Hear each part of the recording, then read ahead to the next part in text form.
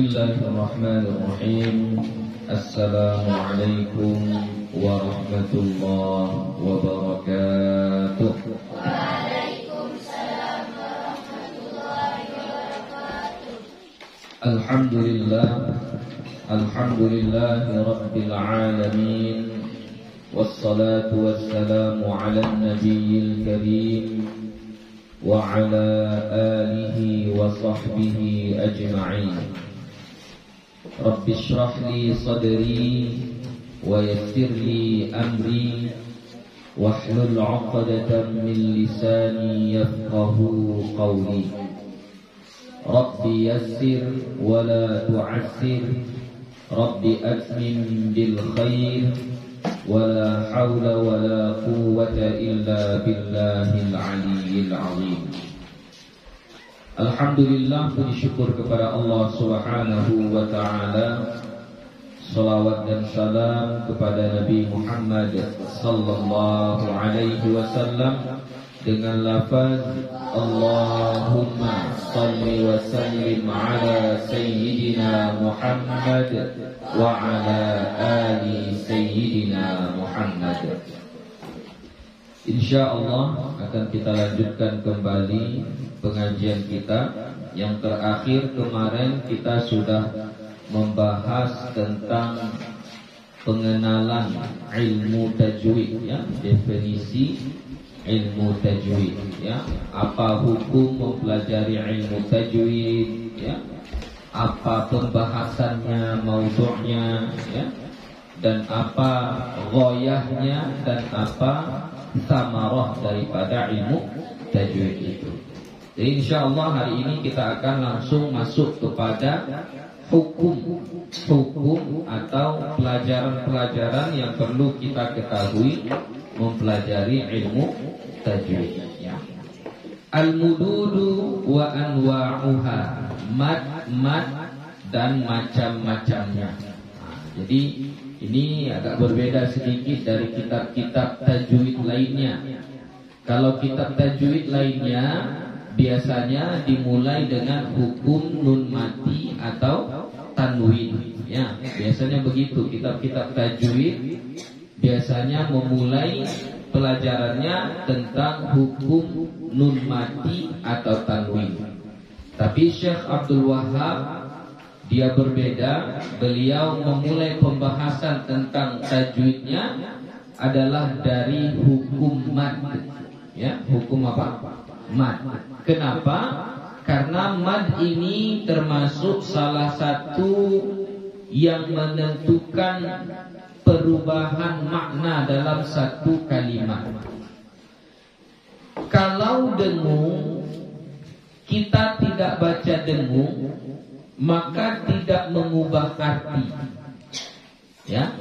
Contoh, innal ladzina amanu wa 'amilus shalihat. Di situ ada nun tasydid, dibaca dengung, inna.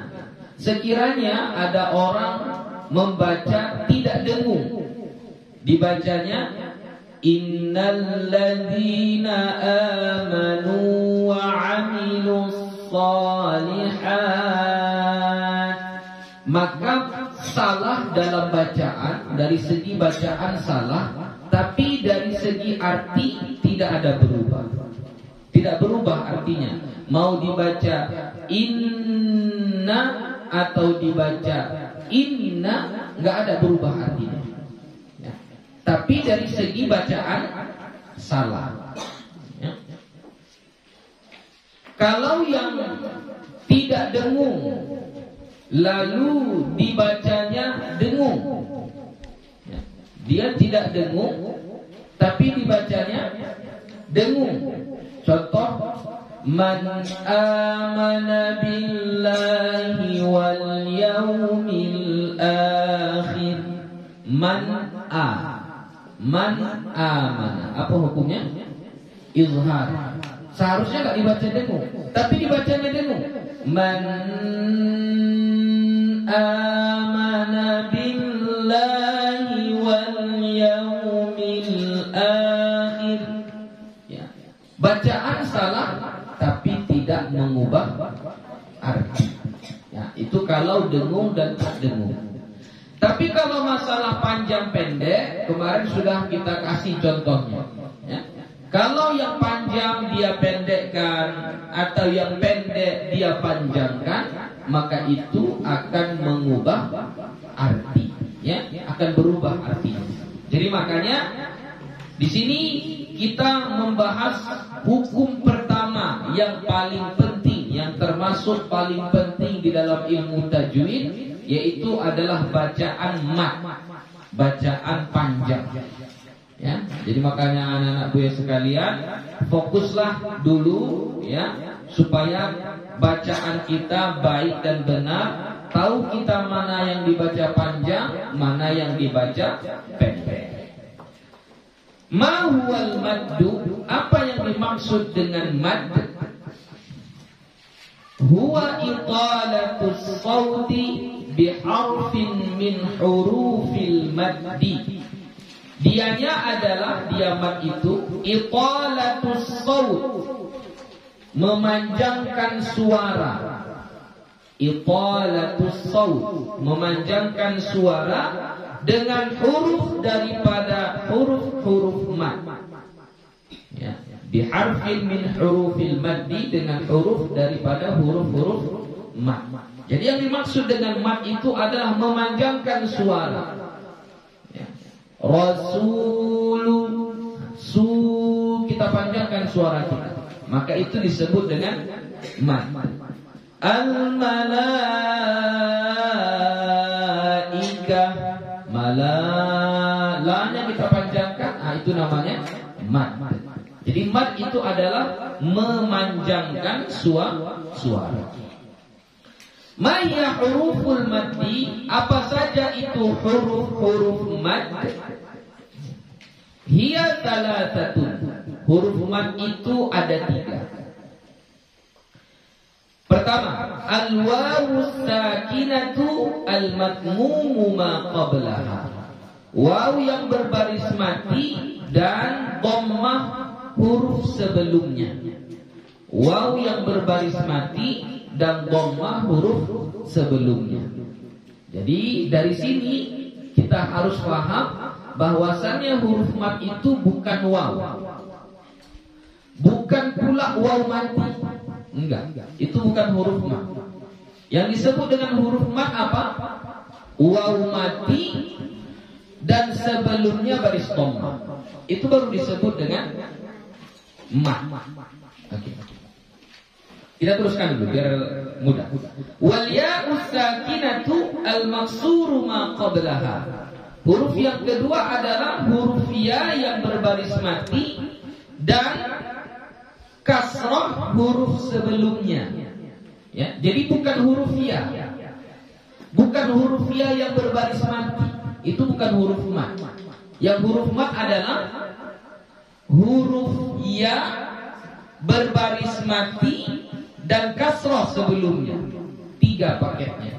Baru disebut dengan huruf mad. Kemudian yang ketiga, wal alifus sakinatul maftuhu ma qablaha. Yang ketiga adalah alif yang sakinah, alif yang berbaris mati. Ya, tapi kita sebut alif saja karena alif itu dia tidak menerima baris dan alif tidak pernah dikasih baris. Tapi nggak apa-apa. Yang tidak punya baris itu kita sebut sukun, sakin. Ya, lawan daripada harakah. Harakah itu bergerak. Itulah fathah, dhammah, kasrah. Lawannya adalah sukun. Sukun itu diam. Ya, tidak mempunyai baris. Jadi alif yang tidak berbaris dan fathah huruf sebelumnya. Jadi syaratnya alif tidak berbaris, kemudian fathah sebelumnya. Al-majmu'atu fi qawlihi ta'ala, yang dikumpulkan dalam firman Allah Ta'ala, nuhiha, ya. Nuhiha, ya.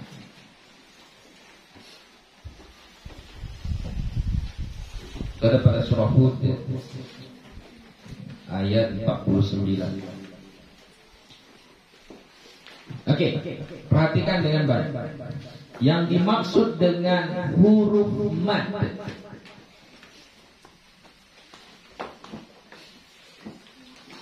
ya, huruf mad itu adalah waw sebelum huruf waw itu baris dhammah. Wawnya harus mati. Ya. Kemudian ya-nya harus baris mati, dan sebelum huruf ya itu mesti baris kasrah. Kemudian yang ketiga, alif, yang sebelum alif itu harus berbaris fathah. Inilah yang disebut dengan huruf mad. Ya. Kalau sekiranya hanya ya saja, atau waw saja, atau alif saja, kalau dia berbaris itu bukan huruf mad. Ya, bukan huruf mad. Contoh apa? Kasih contoh. Watini misalnya.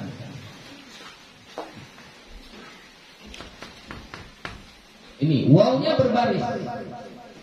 Dia huruf waw, jadi jangan bilang lagi huruf mad. Apa sebutkan huruf mad? Waw, salah. Karena kalau waw, ini bukan mad. Ya, itu bukan mad. Ya. Inna ma'al usri yusra. Ini huruf ya. Kalau ditanya apa huruf mad? Huruf ya. Ya, maka ya ini ya. Tapi ini bukan mad. Ya, bukan huruf mad. Oke. Itu pertama. Kedua, walaupun dia berbaris, belum tentu dia huruf mad. Contoh berbaris mati ya. Contoh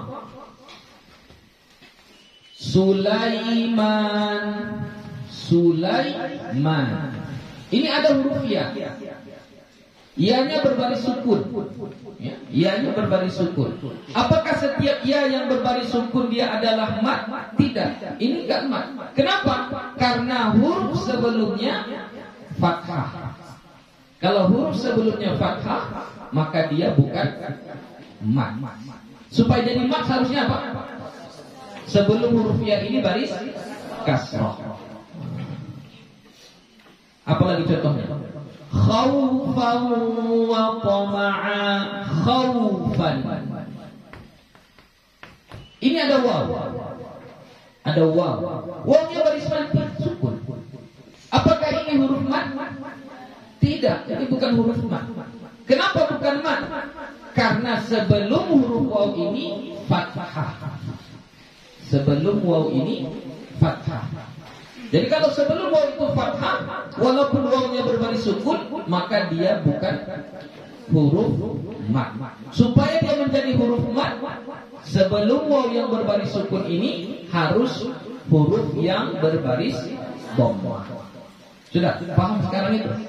Ya, jadi sekali lagi beliau ingatkan, yang dimaksud dengan huruf mad, dia harus 3 kriterianya.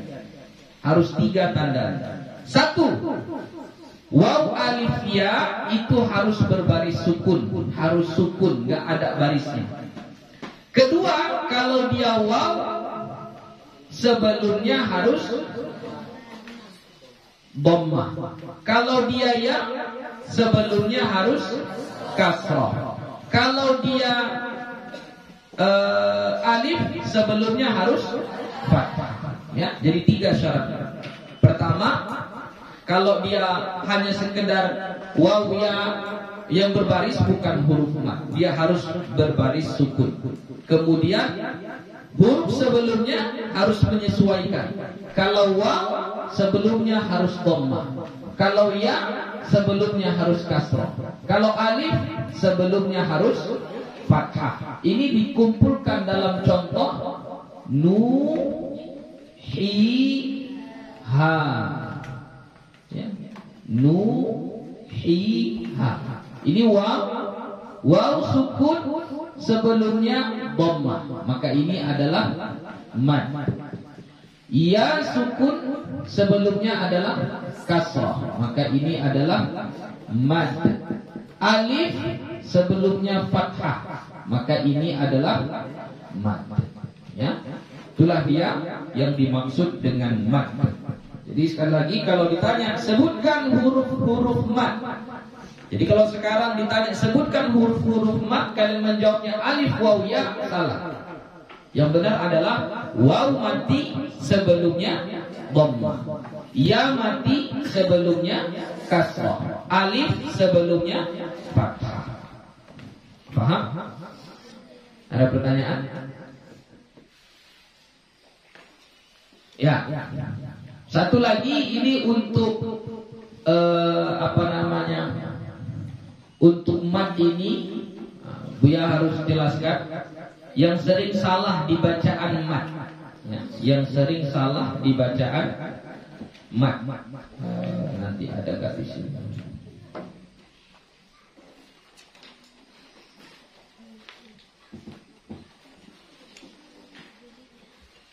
Nanti saya dapat. Oke, lanjut. Kama adadul mududi wa mahiyah. Berapa jumlah mad dan apa saja dia? Berapa jumlah mad dan apa saja? Adaduha tis'atun. Jumlahnya, bilangannya ada 9. Apa saja yang 9 itu? Pertama, tabi'iyyun, yaitu mad tabi'i. Wa badalun, dan mad badal. Wa iwadun, dan mad iwad. Wa silatun, dan mad silah. Wa muttasilun, dan mad muttasil. Wa munfasilun, dan mad munfasil. Wa lazimun, dan mad lazim. Wa aridun lissukun, dan mad arid lissukun. Wa linun, dan mad lin. Nah, ini pembahagian mad. Nanti insyaallah akan kita bahas satu persatu. Ma huwa al-maddu tabi'i wa kam harakatan yumaddu. Apa dianya mad tabi'i? Apa yang dimaksud dengan mad tabi'i? Wa kam harakatan, dan berapa harakat yumaddu, dipanjangkan, dimadkan. Itu berarti fi'il mudhari berbentuk majhul, ya. Dhamma awwaluhu wa futiha, ya, wa futiha ma qabla al-akhir, ya. Didomahkan huruf pertamanya yu, ya. Kemudian difathahkan huruf sebelum akhir. Yumaddu, ya. Yumaddu, dipanjangkan. Apa yang dimaksud dengan mad tabi'i dan berapa panjangnya? Okay. Al-maddu tabi'iyyu huwa alladhi la taqumu dhatul harfi illa bihi wa la yatawaqqafu ala sabab. Yang dimaksud dengan mad tabi'i adalah dianya yang tidak berdiri zat daripada huruf itu kecuali dengannya. Wa la yatawaqqafu ala sababin, dan tidak berhenti mad itu apapun sebabnya. Tidak berhenti karena sebab sesuatu. Jadi mad tabi'i adalah yang huruf dari mad itu sendiri adalah kerangka dari perkataan itu.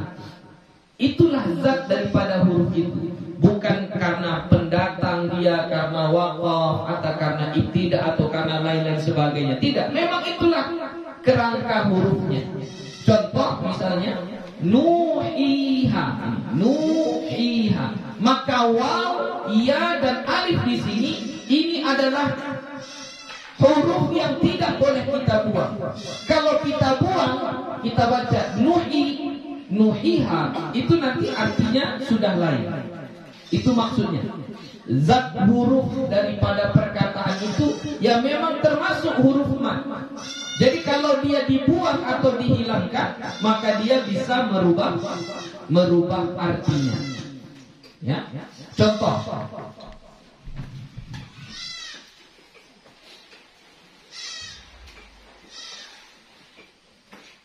Contohnya ya, yang bisa kita ubah.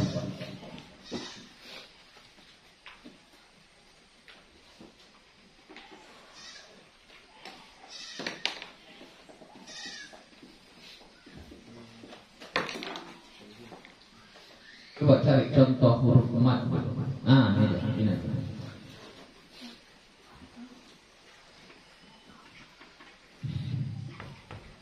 Mimma dengan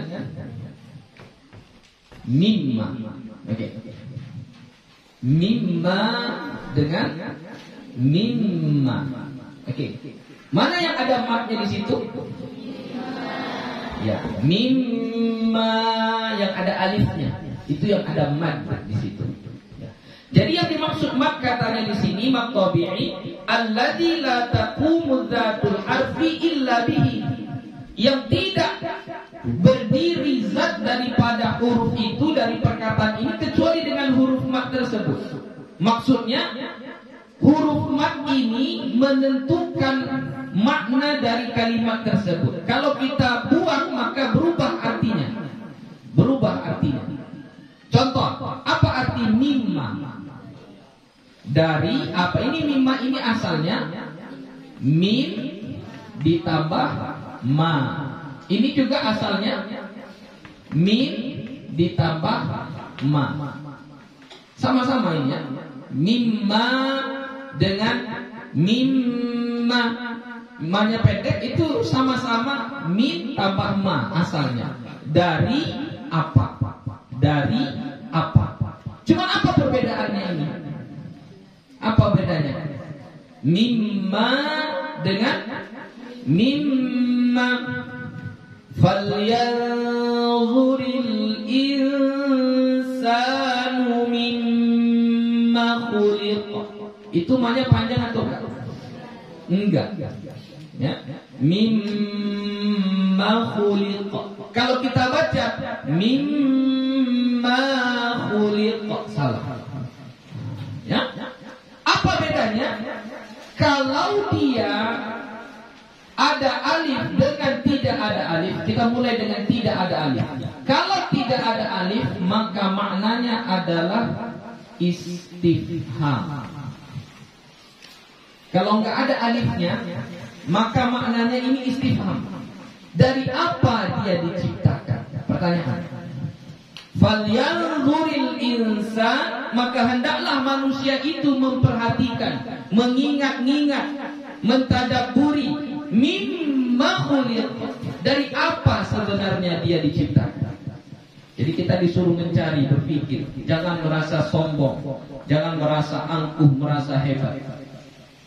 Kita harus berpikir sebenarnya kita ini diciptakan dari apa? Itu mimma, dipendekkan mimnya. Ya. Itu maknanya istifham. Kalau dia panjang maka maknanya bukan istifham. Ya, bukan istifham. Berbeda itu Bu ya, kalau istifham dengan tidak istifham, oh jauh lah. Misalnya, apakah kamu santri? Apakah kamu santri? Atau nggak usah pakai apakah? Ya, okay. Apakah kamu santri? Itu istifham. Ya, apakah kamu santri? Berarti mungkin iya, mungkin tidak. Mungkin kamu santri, mungkin kamu tidak.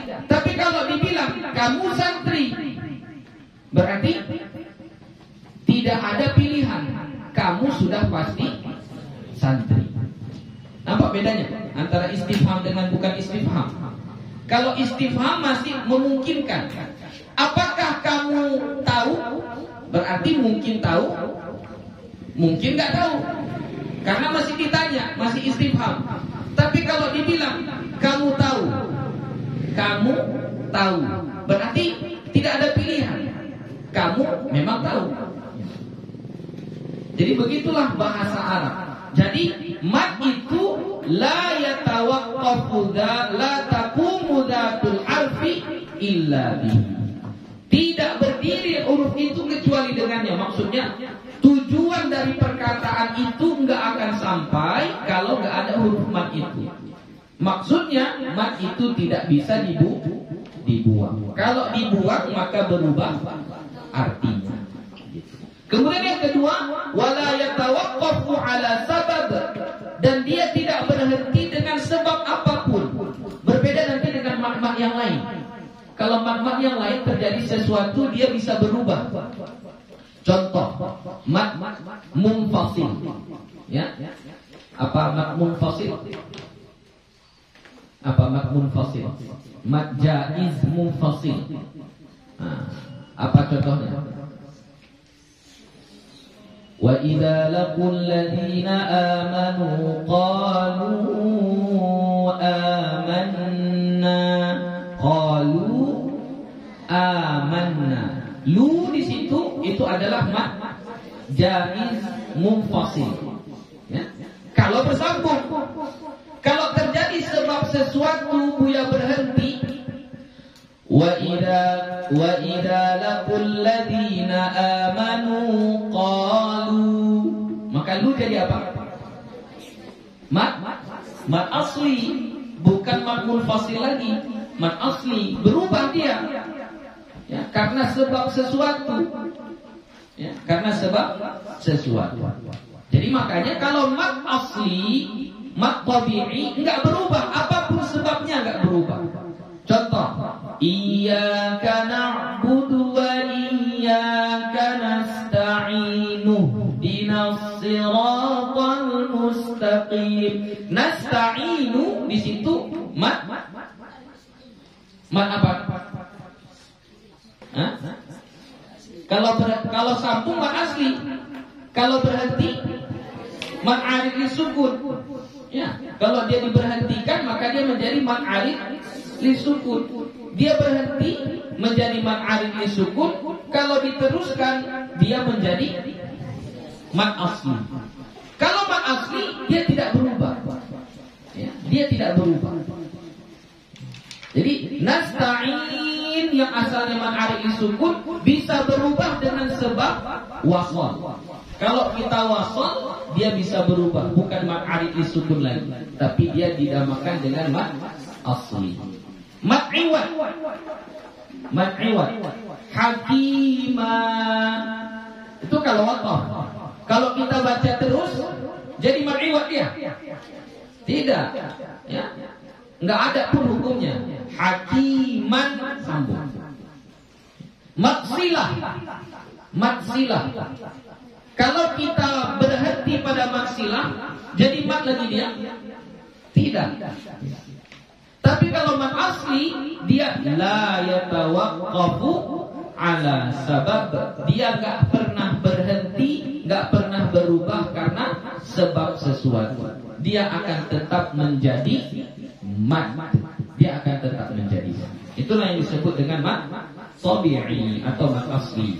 Wa ahrufuhu ahruful maddil mutaqaddimah, dan hurufnya adalah huruf-huruf mad yang telah terdahulu. Mithaluhu nuhiha, contohnya tadi adalah nuhiha. Wa yumaddu bimiqdari harakataini, dan dia dipanjangkan dengan ukuran dua harakat. Ma huwa miqdarul harakataini? Apa itu ukuran dua harakat? Apa yang dimaksud dengan ukuran dua harakat?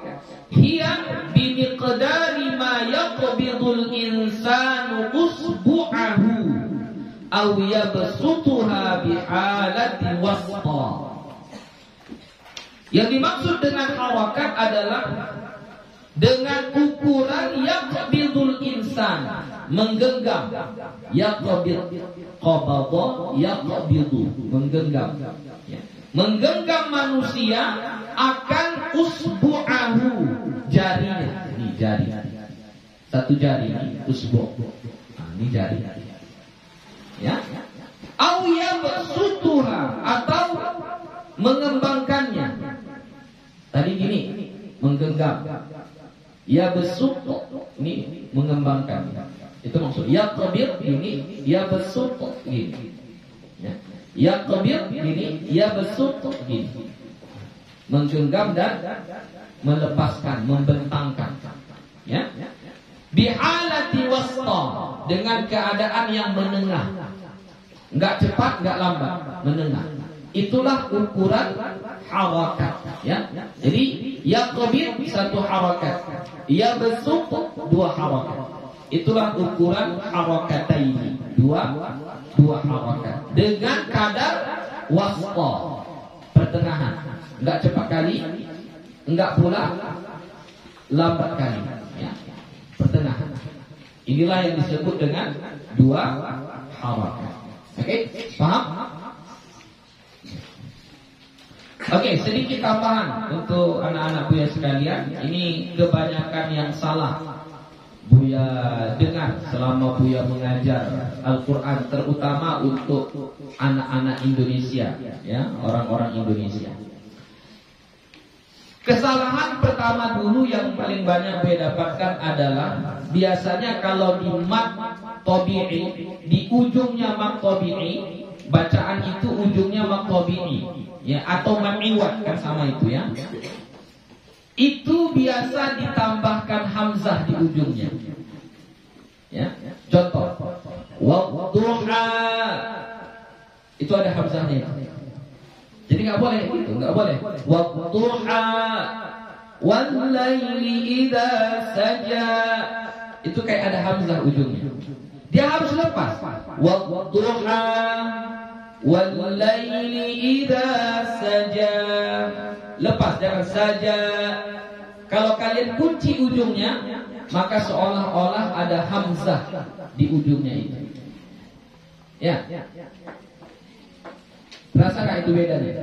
Wadduha dengan wadduha, wallaili idza saja, lepas saja dengan saja. Kayak ada apa? Wasyamsi waduhaha, lepas. Jangan wasyamsi waduhaha, ha, kayak ada ujungnya.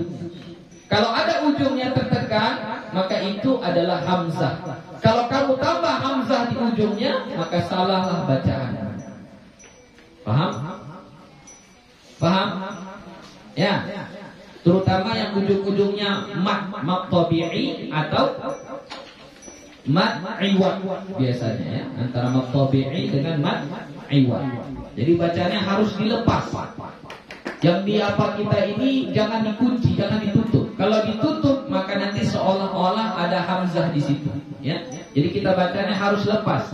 Wadduha atau wasyamsi waduhaha, wal qamari idza talaha, lepas. Talaha, jangan talaha, ya. Karena terlalu semangat, jadi seolah-olah kayak ada terpotong mati langsung suara itu. Akhirnya kerongkongan kita, anak lidah kita yang di belakang itu agak menutup sedikit. Ketika dia menutup sedikit, maka itu nanti suaranya seperti bunyi hamzah. Coba rasa-rasa dulu, kalian bacalah, ya. Sering itu gue dapati dari anak-anak, ya, dari TPQ dulu sama sampai anak pesantren, sering kayak gitu. Di ujungnya kayak ada hamzah yang berbaris sukun, ya, hati-hati. Itu bisa diubah dengan latihan riyadhah. Kalau nggak riyadhah, nggak kalian latih, nggak kalian rasa-rasa, mau sampai 10 kali kalian belajar tajwid nggak akan berubah. Yang bisa mengubahnya itu diri kalian sendiri. Harus dengan riyadhah, harus dengan latihan. Kalian biasakan bacanya dengan baik dan benar. Rasa-rasakanlah, rasa-rasakan. Oke? Apalagi contohnya yang ada mat ujung-ujungnya?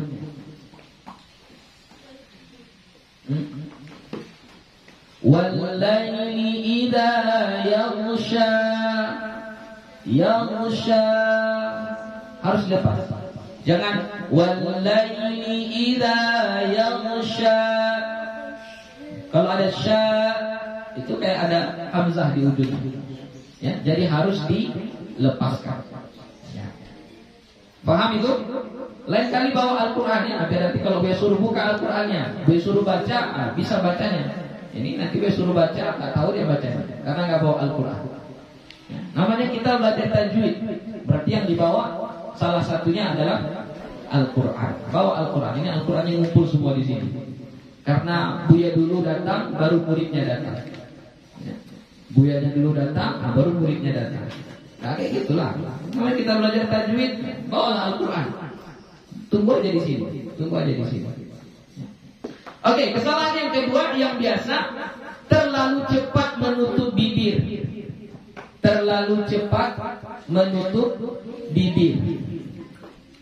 Cara bacanya gini. Wasyamsi wa duhaha. Kalau kalian cepat menutup bibir, maka seolah-olah huruf mim yang berbaris mati di ujungnya. Wasyamsi wa duhaha wal qamari idza talaha. Jadi seolah ada mim di ujungnya. Habiskan dulu suaranya, baru tutup mulutnya. Wasyamsi wa duhaha. Habis dulu, baru tutup bibirnya. Kalau belum habis suaranya, kalian tutup bibir kalian, maka ada bunyi mim nanti di situ. Ya. Wal laili idza yaghsha wal qamari idza tajalla. Kayak ada mim nanti ujungnya. Nah, ini yang paling banyak saya dapat di murid-murid TPQ. Murid-murid TPQ banyak kayak gitu. Terlalu cepat menutup mulut sehingga seolah-olah ujungnya itu adalah huruf mim. Ya, pernah merasakan kayak gitu? Ya, itu hati-hati. Salah, berarti kalian menambah huruf. Ya. Jadi bagaimana caranya yang baik dan benar? Baca sampai habis hurufnya, sampai habis bunyinya. Baru kalau mau ditutup mulutnya, tutuplah. Kalau belum habis bunyinya, maka jangan dulu tutup mulut kita. Biar saja terbuka dulu. Habiskan dulu. Habiskan dulu. Habiskan dulu, baru tutup mulut kita. Jadi jangan belum habis lagi sudah kita tutup. Contoh misalnya ini, nuhiha. Habiskan dulu. Jangan nuhiha. Kalau kita langsung tutup, maka seolah-olah huruf terakhirnya adalah huruf mim. Maka itu bacaan yang salah. Oke, paham? Ada pertanyaan? Hari ini sampai sini saja dulu. Gak ada pertanyaan kira-kira? Jadi ingat ya, ada 3 poin penting di sini tadi. Pertama, huruf mat. Yang dimaksud dengan huruf mat adalah harus kita sebut waw sukun sebelumnya dhamma. Harus begitu. Ya sukun sebelumnya kasrah. Alif sebelumnya fathah. Harus seperti itu. Gak bisa kita cuma bilang waw ya alif. Gak boleh. Karena waw ya alif belum tentu huruf mat. Kemudian yang kedua, cara mengukur yang dimaksud dengan mat asli itu adalah mat yang tidak bisa berdiri. Kata itu kalau nggak ada dia, kalau dibuang maka berubah artinya, dan dia tidak akan berhenti menjadi mat walaupun terjadi sebab-sebab yang lain. Dia akan tetap menjadi mat apapun sebab yang datang. Mau datang waqaf, mau datang hamzah, mau datang apa, maka dia tetap menjadi mat. Kemudian ukuran harakat itu adalah yaqbil wa yabsut. Genggam lepas, dengan keadaan yang menengah. Kemudian catatan terakhir, cara membaca mat asli atau mat iwan, mat yang tidak ada sebab di ujungnya, yang memang betul-betul huruf terakhirnya adalah huruf mat, maka hati-hati jangan menambah hamzah di ujungnya. Bagaimana tadi menambah hamzah? Ya, dia tutup kerongkongannya cepat. Ya, maka seolah-olah seperti ada huruf hamzah. Ya. Atau yang kedua, terlalu cepat menutup bibir, maka nanti seolah-olah ada huruf mim di ujungnya. Maka itu pun akan merusak bacaannya. Oke, kalau tidak ada pertanyaan, kita cukupkan sampai di sini saja. Insya Allah akan kita sambung esok hari di jam yang sama, jam 3. Beliau berharap, sekali lagi beliau ingatkan, sebelum jam 3 yang laki-laki sudah di sini, lengkap dengan peralatannya, kitabnya, Al-Qur'annya, ya. Tunjukkanlah kalau kalian penuntut ilmu. Nah, berkali-kali gue bilang, tapi belum pernah gue datang ke sini udah ready semuanya, belum pernah. Ya. Tunjukkanlah kalau kalian penuntut ilmu, ada penuntut ilmu itu seperti itu. Ya, kan sudah gue bilang kemarin itu kan, sebenarnya bukan sumur yang mendatangi timba, tapi timbalah yang mendatangi sumur. Ya, jadi bukan Buya yang datang ke sini seharusnya. Seharusnya kalian yang datang ke rumah Buya. Buya, saya mau belajar, ajari saya. Buya, saya mau belajar tajwid, ajari saya. Ya, kalau kalian yang datang terserah Buya. Oh, Buya lagi capek, nggak bisa hari ini. Nah, berarti besok datang lagi. Buya, capek Buya, bisa ajari saya hari ini? Nggak bisa, lagi ada kerjaan, balik lagi. Seharusnya kayak gitu penuntut ilmu itu. Seharusnya kayak gitu. Nah, ini sudah enak ini, sudah sumurnya yang datang. Kalian tinggal tunggu aja di sini, datang sumurnya. Itu pun tidak. Ya. Jadi kalau dulu kayak Imam Asy-Syafi'i menuntut ilmu, wah, enggak semudah kita. Ketika beliau menuntut ilmu sama Imam Malik, datang ke Imam Malik, bisa langsung datang? Enggak bisa langsung datang. Imam Syafi'i menjumpai gubernur Madinah. Dia jumpai gubernur Madinah. Lebih mudah menjumpai gubernur daripada menjumpai ulama pada zaman itu. Dijumpailah gubernur Madinah. Wahai gubernur, antarkan saya ke rumah Imam Malik. Apa kata gubernur Madinah? Wahai Syafi'i, sekiranya kau suruh saya untuk pindahkan gunung Uhud, itu lebih mudah daripada saya untuk menjumpai Imam Malik. Saking segannya, saking takutnya berjumpa dengan ulama itu, saking mulianya ulama pada zaman itu. Tapi karena kekuatan Imam Syafi'i untuk belajar, tetap diantarkan. Tapi diantar hanya sampai depan saja, nggak langsung ketemu. Sampai depan rumahnya, inilah rumahnya. Datanglah kamu. Masuklah Imam Syafi'i. Ditokok pintu. Assalamualaikum. Ditunggu, nggak dibuka-buka. Assalamualaikum. Lama-lama dibuka, tapi yang membukanya bukan langsung Imam Malik, orang lain. Mau apa? Mau belajar sama Imam Malik, mau jumpa sama Imam Malik. Oh, tunggu sebentar. Pergi orang yang tadi enggak disuruh masuk, di luar aja. Pergi jumpai, ya. Datanglah Imam Malik. Apa kata Imam Malik? Kalau mau belajar sama saya, diambilnya kitab Muwatta. Kitab Muwatta itu tebal, lebih tebal dari Al-Quran ini. Hafal dulu ini, baru datang lagi ke sini. Oke, gitu dulu belajarnya. Kalian udah enak. Jam 3 belajar kita, datang ke sini. Ada berapa kali gue bilang nggak pernah kayak gitu. Ya, jadi makanya jagalah adab kita. Adab itu lebih mulia daripada kekuatan IQ kita. Sekarang kalian menjadi orang yang sangat paham, sangat pintar, tapi belum tentu menjadi jaminan ilmu kalian itu barokah. Belum tentu, nggak jadi jaminan itu. Sekarang nggak paham dia, cuman dia itu belum datang gurunya, dia kan nunggu aja di situ, nunggu aja dia. Bahkan nggak datang gurunya, dia masih di situ juga. Kalau belajar nggak paham-paham, banyak yang diajarkan sama gurunya nggak paham-paham dia, nggak paham-paham. Ketika itu dia nggak paham, tapi nggak tahu entah 5 tahun, 10 tahun, 20 tahun akan datang, keberkahan itu datang sama dia. Ya? Jadi makanya Buya sering bilang sama kalian, belajar ini nggak usah memaksakan diri untuk paham. Sekedar kamu berusaha menjaga adabmu saja sudah lebih dari cukup. Ya? Datang kamu duluan daripada guru, siap segala peralatannya.